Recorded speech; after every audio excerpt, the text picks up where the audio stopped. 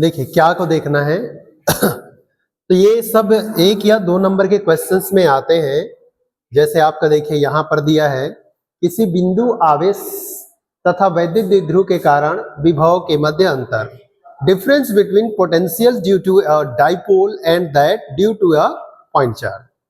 किसी बिंदु आवेश के कारण वैद्युत विभव का मान दूरी r पर निर्भर करता है, जबकि द्विध्रुव के कारण विद्युत विभव का मान दूरी r के साथ साथ rवें द्विध्रुव आघूर्ण के मध्य कोण पर भी निर्भर करता है। ठीक है, ये हो गया। और ये देखिए 1/r², ये किसका है? विभव v का मान ना, बिंदु आवेश के कारण। सूत्र क्या है हमारे पास? कौन सा सूत्र है? v बराबर 1/4 पाई एप्सिलॉन 0 इंटू q अपान क्या है? r। ये विभव है। और द्विध्रुव के कारण 1/4 पाई एप्सिलॉन 0 q अपान क्या है? r का स्क्वायर वोल्ट। देखिए दोनों में क्या डिफरेंस है? तो ये बिंदु आवेश के कारण किसी एकांक आवेश पर लगने वाले विभव का मान है। ये क्या है? वैद्युत द्विध्रुव के कारण विभव के मान है। ठीक है, तो यहां पर जो हमारा दिया गया था ये r², 1/r², ये उसी पर डिपेंड करता है, वैद्युत द्विध्रुव पर। इस विभव का देखिए क्या लिखा गया है? वैद्युत विभव क्या है? एक अदिश राशि है, जबकि विभव प्रवणता क्या है? एक सदिश राशि। इसको हम देखेंगे विभव प्रवणता क्या होता है। ये 2 नंबर के क्वेश्चंस में इसको भी पूछता है, विभव प्रवणता के बारे में। आगे देखिए क्या दिया है, विभव को प्रभावित करने वाले कारक, फैक्टर्स अफेक्टिंग द पोटेंशियल। तो आवेश की मात्रा, अगर हम आवेश की मात्रा को बढ़ाते जाएंगे, जैसे किसी बर्तन में पानी डालते हैं तो पानी जितना डालते हैं उसका लेवल उतना ज्यादा बढ़ता है ना, वैसे ही आवेश जितना ज्यादा हम करेंगे उसके विभव का मान भी क्या होगा? उतना ही बढ़ेगा।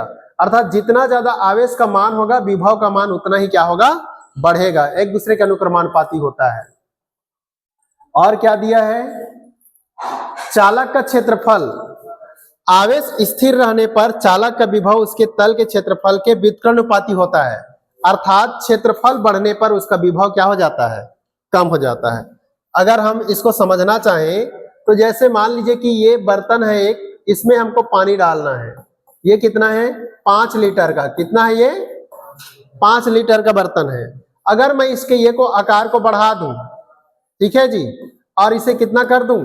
10 लीटर, तो यहां पर इसकी जो धारिता है वो धारिता कितनी है? 5 लीटर का। यहां पर धारिता कितनी हो गई? अब धारिता कितनी हो गई? आकार बढ़ गया तो धारिता कितना हो जाएगा? 10 लीटर का। मतलब क्षेत्रफल के बढ़ने से क्या हो रहा है? क्षेत्रफल के बढ़ने से इसके धारिता का मान बढ़ जा रहा है। उसी तरह से अगर इस चालक के विभव का मान कितना है, तो अगर मैं एक बड़ा चालक लूं तो इस चालक का विभव का मान इससे ज्यादा होगा। मतलब इसको जितना आवेश दिया जाएगा इसको उससे ज्यादा आवेश दिया जा सकता है। अर्थात क्षेत्रफल बढ़ेगा तो विभव का मान क्या हो जाएगा? कम हो जाएगा। विभव का मान क्या होगा?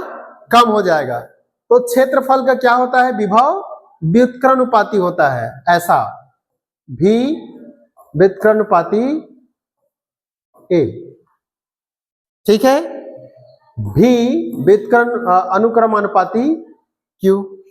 आवेश का मान बढ़ेगा तो विभव का मान बढ़ेगा, क्षेत्रफल बढ़ेगा तो विभव का मान क्या होगा? कम होगा। और आगे क्या दिया है? आवेशित चालक के समीप अन्य चालक की उपस्थिति, आवेशित चालक के समीप अन्य चालक लाने पर आवेशित चालक का विभव क्या हो जाता है? कम हो जाता है। ठीक है, बस इतना ही जानिए क्योंकि एक एक नंबर के क्वेश्चंस में आते हैं। कारण क्या है लिखा हुआ है। चालक के परितः माध्यम, चालक के परितः के परावैद्युतांक माध्यम होने पर उसका विभव v/k हो जाता है।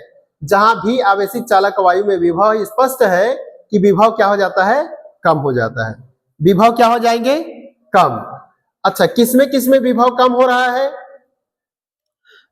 किसमें किसमें विभव कम हो रहा है? तो अगर हम कोई आवेशित चालक को पास ले आते हैं, किसको लाते हैं?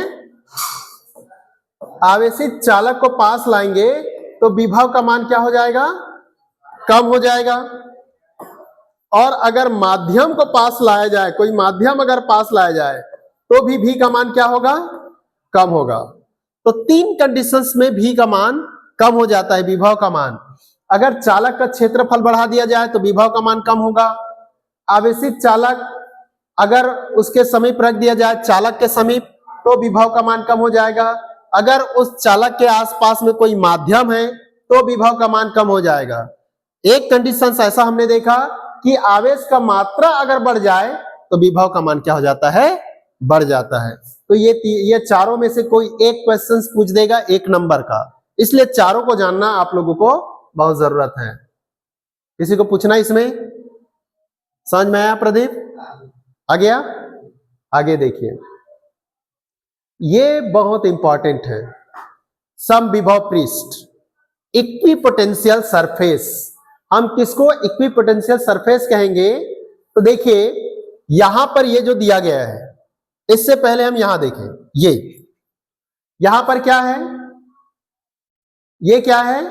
प्लस क्यू आवेश। क्या है यहां पर? प्लस क्यू आवेश। यहां पर है आपके प्लस क्यू आवेश।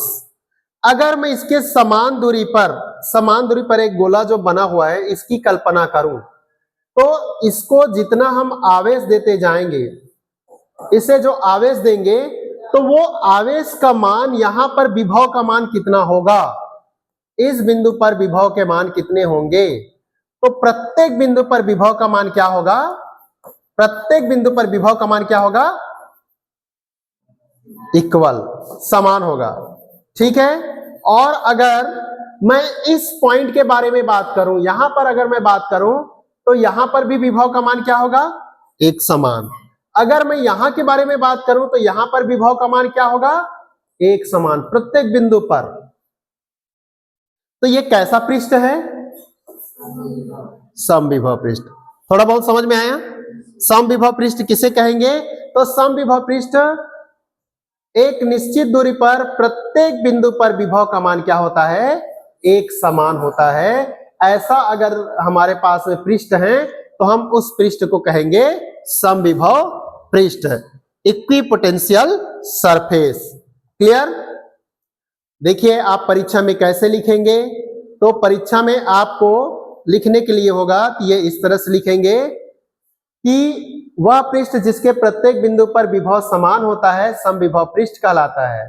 अगर हम विभवांतर की परिभाषा से लेकर के चलेंगे तो किन्हीं दो बिंदुओं A तथा B के बीच का विभवांतर B माइनस BA है।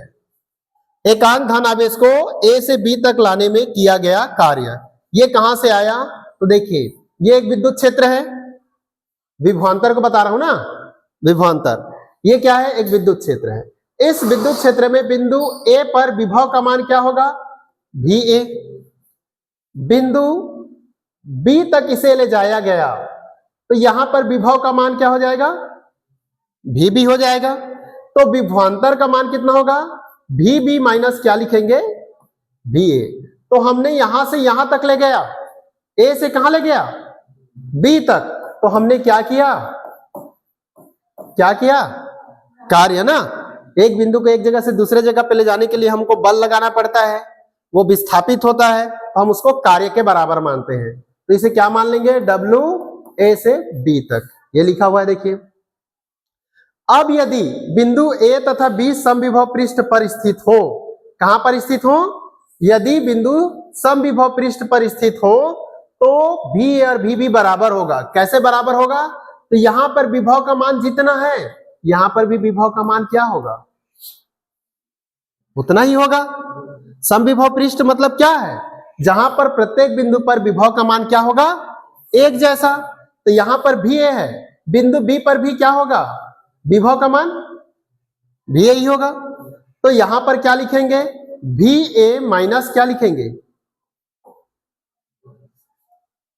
समविभव पृष्ठ के अंदर एक बिंदु से दूसरे बिंदु तक ले जाया गया तो सभी जगह पे विभव का मान समान है, तो हम इसका विभवांतर निकालेंगे तो विभवांतर का मान क्या आएगा?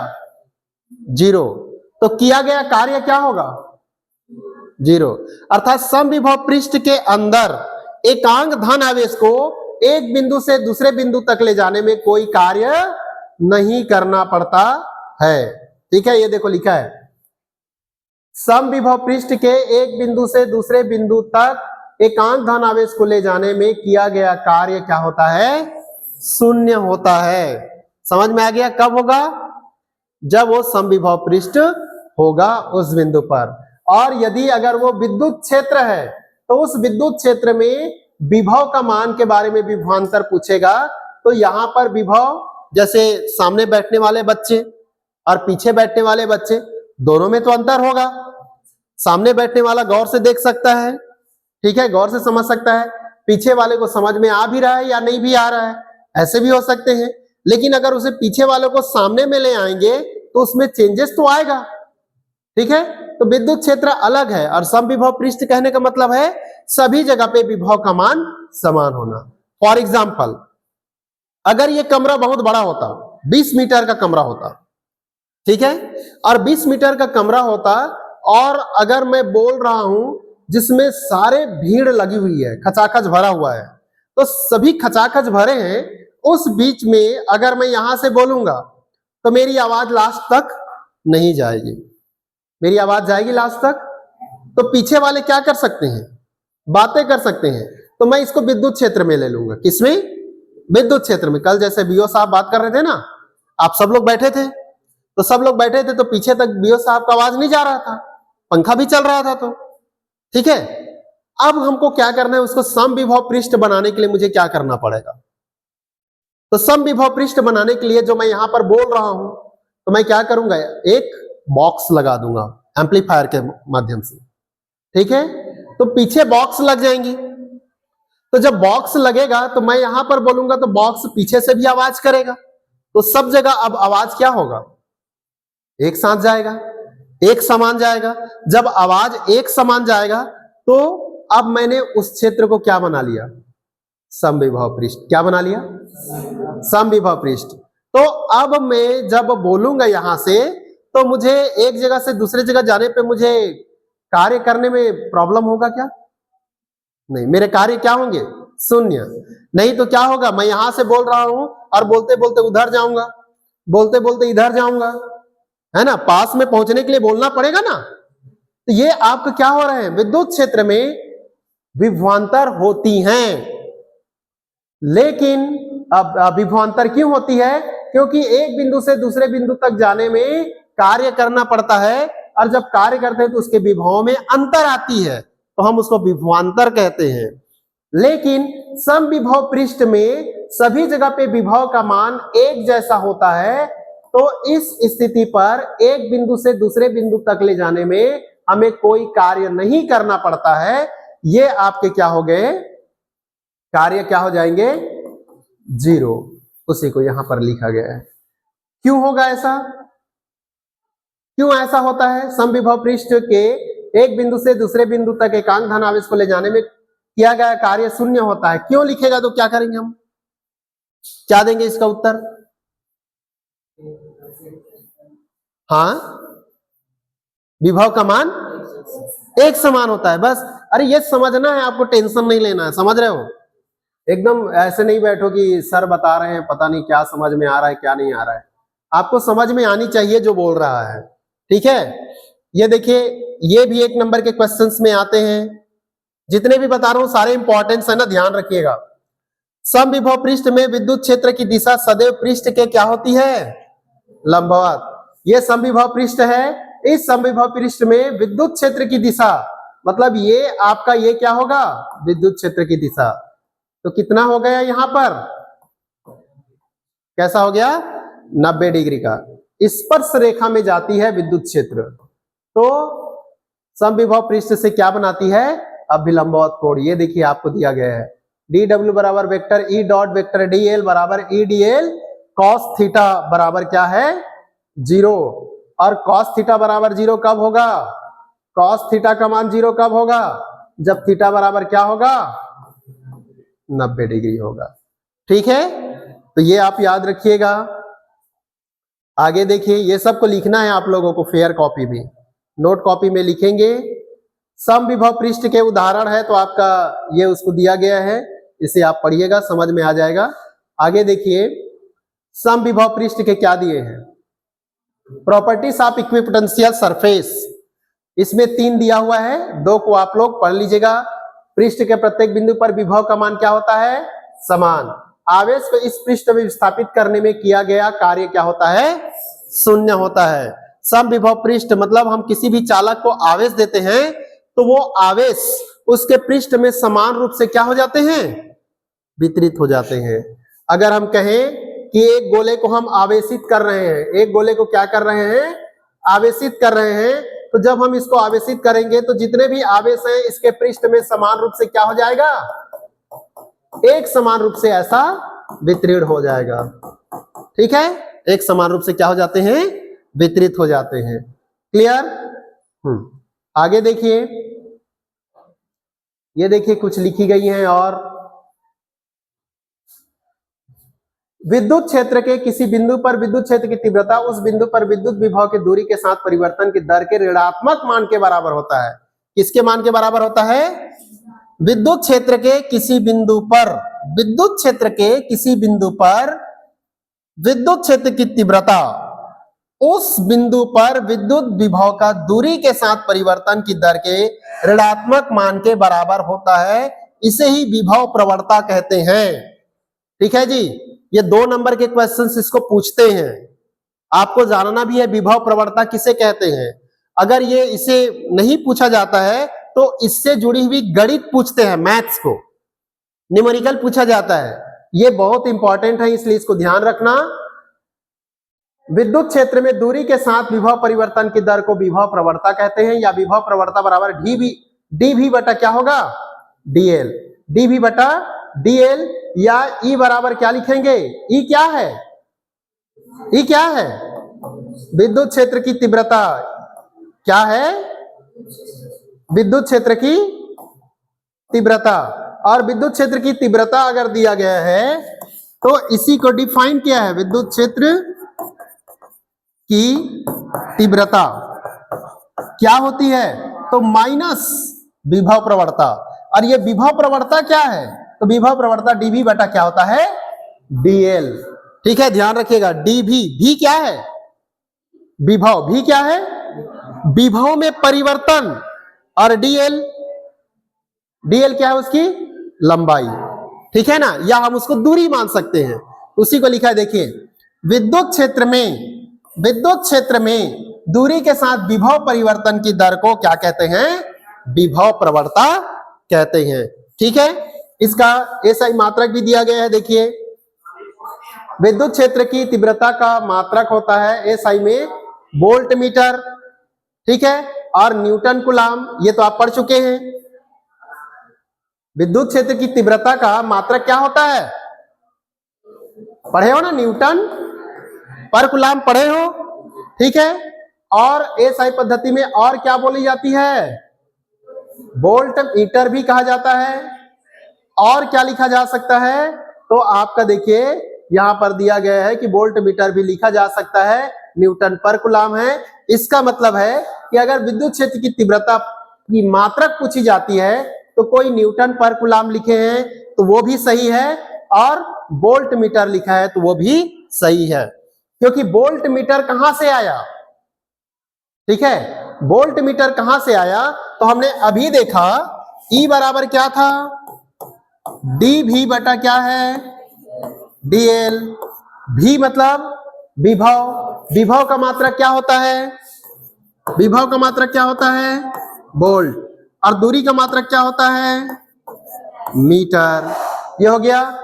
और विद्युत क्षेत्र की तीव्रता E बराबर हमने क्या लिखा था, Q अपान क्या है, Q अपान R है ना, तो Q अपान R है, Q क्या है, Q का आवेश, आवेश का मात्रक क्या होता है, आवेश का मात्रक कूलाम, आवेश का मात्रक हो गया कूलाम, और दूरी का मात्रक मीटर। तो इसका मतलब हो गया V बटा M, या क्या लिखेंगे, C बटा M। ठीक है, या फिर आपका यह जो दिया गया है E बराबर एक और क्या होता है, E बराबर क्या होता है, F बटा, ये भी पढ़े हैं ना विद्युत क्षेत्र। तो बल का मात्रक क्या होता है, बल का मात्रक न्यूटन और आवेश का मात्रक कूलाम। तो इसमें हम क्या लिखते हैं, न्यूटन पर कूलाम। ये दोनों को याद रखना, ठीक है जी, वोल्ट मीटर या न्यूटन पर कूलाम। ठीक, क्लियर, ये भी समझ में आ गया। ओके, आगे देखिए, खोखले चालक के अंदर अगर हमारा चालक कैसा है, खोखला है, ठीक है, तो इससे पढ़ने से पहले एक क्वेश्चन पूछना चाहूंगा मैं। विद्युत क्षेत्र की तीव्रता, हमारे पास में अगर एक चालक है, इस चालक के अंदर विद्युत क्षेत्र का मान कितना होता है, विद्युत क्षेत्र की तीव्रता कितनी होती है, हाँ जोर से बोलो, 0। क्यों होता है 0, क्यों होता है, जब हम किसी चालक को आवेश देते हैं तो वो सारे आवेश कहां चला जाता है, उसके पृष्ठ पे। चालक के अंदर आवेश का मान क्या होता है, 0, और आवेश का मान 0 होता है, इसलिए उसमें विद्युत क्षेत्र की तीव्रता क्या होती है, 0। क्यों, क्योंकि E बराबर करेंगे 1/4 पाई एप्सिलॉन 0 इंटू Q अपान क्या होता है, R का क्यूब। Q का मान कितना हो गया, 0, तो 0 हो गया, तो E का मान क्या हो जाएगा, 0। तो ये ध्यान में रखना, ठीक है। विद्युत क्षेत्र जो होते हैं उसका मान किसी चालक के अंदर 0 होता है, क्योंकि आवेश का मान क्या होते हैं, 0 होते हैं, ठीक है। अब उसी तरह से खोखले चालक के अंदर विभव का मान क्या होता है वो देखते हैं। जब किसी खोखले चालक को आवेशित किया जाता है तो संपूर्ण आवेश उसके बाह्य तल पर, मतलब बाहर में समान रूप से वितरित हो जाता है, जिसके कारण अंदर कोई आवेश नहीं रहता। अर्थात खोखले चालक के अंदर विद्युत क्षेत्र की तीव्रता क्या हो जाती है, 0। ये बताया अभी।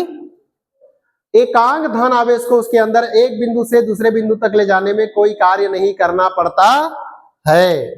खोखले चालक के अंदर प्रत्येक बिंदु पर विभव क्या होते हैं, समान। बस ये डिफरेंस है।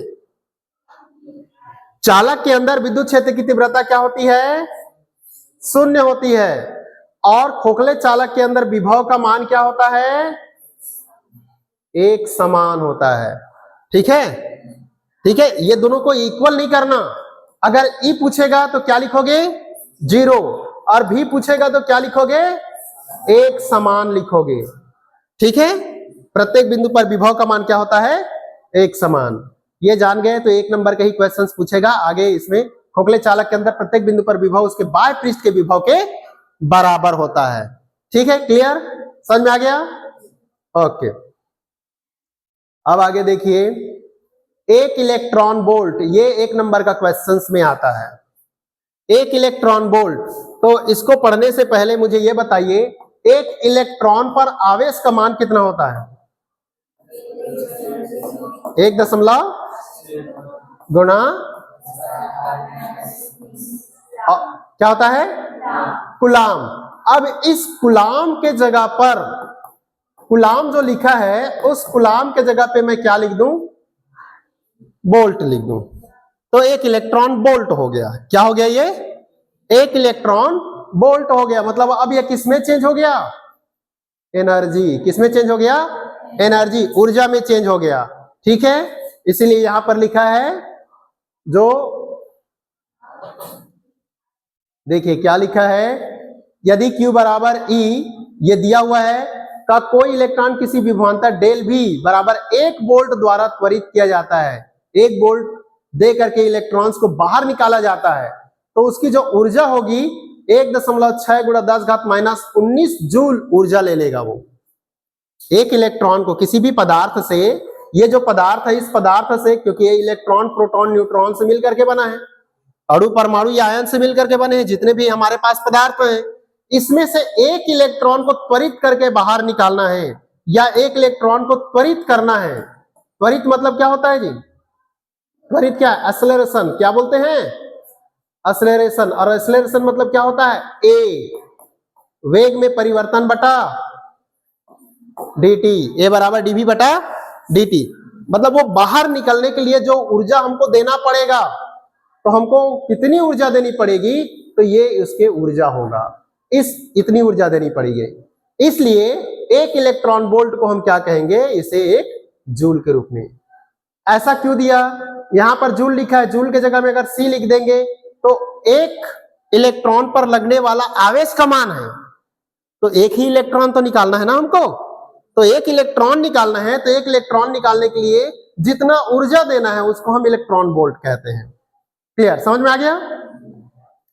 अब उसके और छोटे होते हैं, एक मिली इलेक्ट्रॉन वोल्ट ये होता है 10 घात -3 कर दो, 1 किलो इलेक्ट्रॉन वोल्ट करेंगे 10 घात 3 प्लस कर दो, यहां -3 करोगे तो मिली इलेक्ट्रॉन हो जाएगा, प्लस कर दोगे तो किलो इलेक्ट्रॉन हो जाएगा। 1 मेगा इलेक्ट्रॉन वोल्ट बराबर इतना होता है, 10 घात 6 कर दोगे तो मेगा में हो जाएगा, और अगर 10 घात 9 कर दोगे तो किस में चला जाएगा, जीगा में चला जाएगा, और अगर टी कर दोगे तो किस में चला जाएगा, टेरा इलेक्ट्रॉन वोल्ट चला जाएगा। ये इसको एक नोट्स में बना लेना, नोट्स में लिख लेना, इतने को बहुत इंपॉर्टेंट है, और इसे रट्टा मार लेना, ठीक है। ये आपको समझ में अगर आ गया, दिमाग में बैठ गया, तो एक इलेक्ट्रॉन वोल्ट कितने के बराबर होता है, तो आप आसानी से इसे क्या कर सकते हैं, लिख सकते हैं। Clear, okay. आगे देखिए, ये क्वेश्चंस 2 नंबर में पूछे जाते हैं। चालकों के भीतर विद्युत क्षेत्र शून्य होता है, और यहां पर पूछा जाएगा ऐसा, ठीक है। लिखेगा क्या, चालकों के भीतर विद्युत क्षेत्र शून्य होता है, क्यों, इससे पढ़ करके आप उसका उत्तर दे सकते हैं। अपने शब्दों में लिखने का प्रयास करना, ठीक है, इसे पढ़ना और अपने शब्दों में लिखने का प्रयास करना, जहां समझ में नहीं आएगा उसको डिस्कस करेंगे, ओके। और ऐसे ही देखिए, इसमें बहुत सारे दिए गए हैं, और क्या क्वेश्चंस दिया गया है, तो ये इस तरह के क्वेश्चंस हैं। चालकों में बद्ध एवं स्वतंत्र आवेश, ये क्वेश्चंस में तो नहीं पूछा जाएगा। बद्ध आवेश किसे कहते हैं, पूछा जा सकता है। देखिए, धातुओं में आवेश क्या होते हैं, क्या होते हैं, इलेक्ट्रॉन। धातुओं में आवेश का वाहक क्या होता है, इलेक्ट्रॉन। मतलब ये जो तार है ना, इस तार से करंट जा रही है तो इलेक्ट्रॉन की वजह से जा रही है, किसकी वजह से, इलेक्ट्रॉन के वजह से। और अगर मैं अर्धचालक के बारे में बात करूं, तो अर्धचालक में इलेक्ट्रॉन धारा कैसे बहती है, तो अर्धचालक में होते हैं, उसमें होल होता है।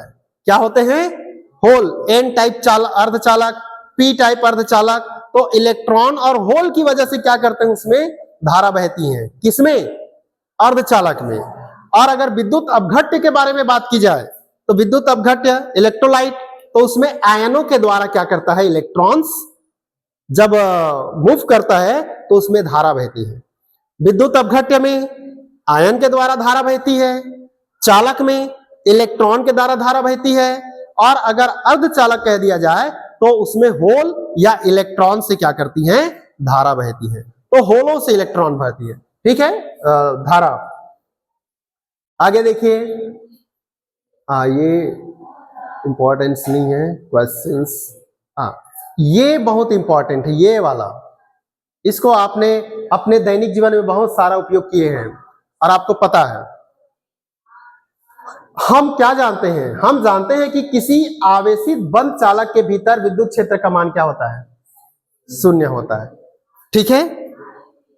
अब अगर मैं कह दूं कि अगर मान लीजिए कि हम कार में जा रहे हैं, ठीक है, बारिश आ गई, अचानक जोर जोर से बारिश होने लगी, बिजली कड़कने लगी, तो हम खिड़की दरवाजा बंद करके क्या करते हैं, खिड़की दरवाजा बंद करके क्या करते हैं, अंदर में रह जाते हैं।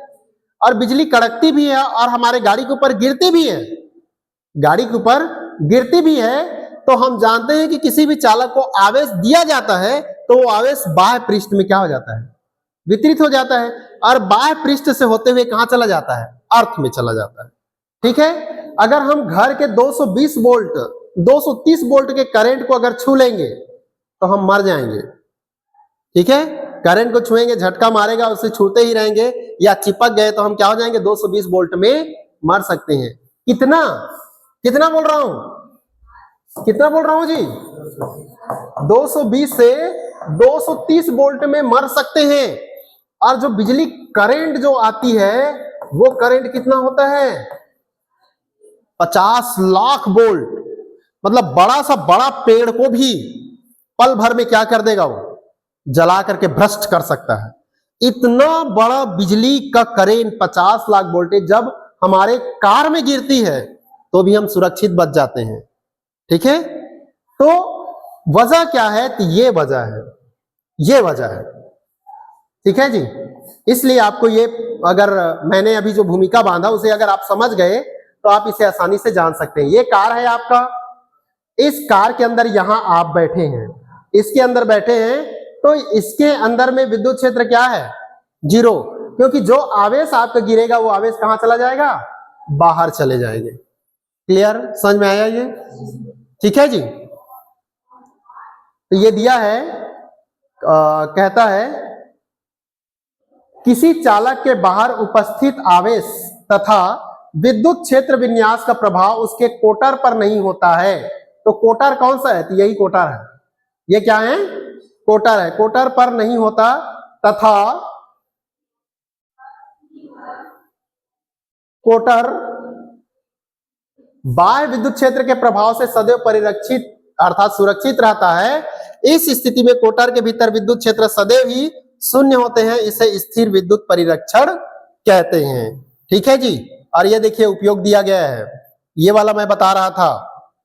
इसे बिजली चमकने पर कार में बैठने से कार की ऊपरी धात्विक सतह बिजली गिरने पर स्थिर विद्युत परिरक्षण का कार्य करके हमें सुरक्षित रखती है, क्योंकि संपूर्ण आवेश कार की बाह्य सतह पर ही रहता है, उसके भीतर नहीं आ पाता। ठीक है, तो आपको प्रश्न कैसा पूछेगा? प्रश्न कैसा पूछेगा? तो प्रश्न पूछेगा कि बिजली चमकने पर बंद कार में बैठने से हमें करंट क्यों नहीं लगता है, या हम सुरक्षित क्यों रहते हैं, या सुरक्षित रहते हैं तो क्यों? ऐसा क्वेश्चन देगा तो आप इस आंसर को लिख सकते हैं। क्लियर, समझ में आ गया? परावैद्युत माध्यम क्या होता है? तो वही जो कल आप पूछ रहे थे क्वेश्चंस, ये देखिए, माइका, अभ्रक, कांच, कागज, ये सब एक तरह से क्या कहलाते हैं? परावैद्युत, डाई इलेक्ट्रिक। ठीक है, क्या कहलाते हैं? डाई इलेक्ट्रिक कहलाते हैं। क्लियर, समझ में आ गया? अब जो इस लेसन का जो महत्वपूर्ण क्वेश्चंस हैं जो 5 नंबर में पूछे जाते हैं वो ये। अभी हमने क्या क्या पढ़ा था कि किसी भी चालक का क्या बढ़ाना है? क्षेत्रफल। अगर चालक का क्षेत्रफल को बढ़ा दिया जाए तो विभव का मान क्या हो जाता है जी? विभव का मान क्या हो जाता है? कम हो जाता है। तो विभव का मान कम हो जाएगा तो हम उसको और ज्यादा आवेशित कर सकते हैं।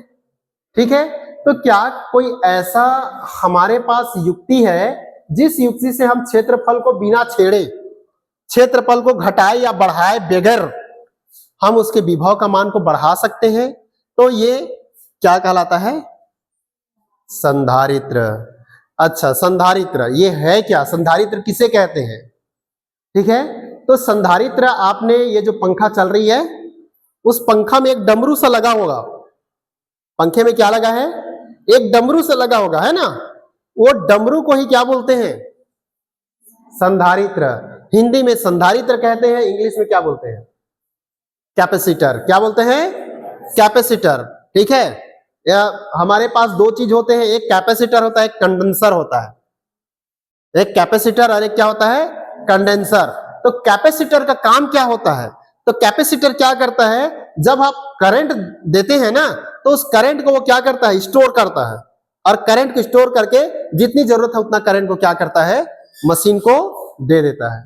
अगर कैपेसिटर नहीं लगा है तो क्या होगा? तो कैपेसिटर नहीं लगा है तो डायरेक्ट करंट कहां जाएगा?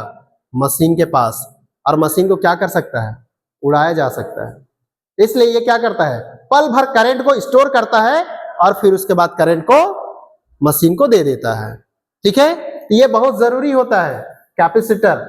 इसी को पढ़ेंगे कि ये काम कैसे करता है कैपेसिटर।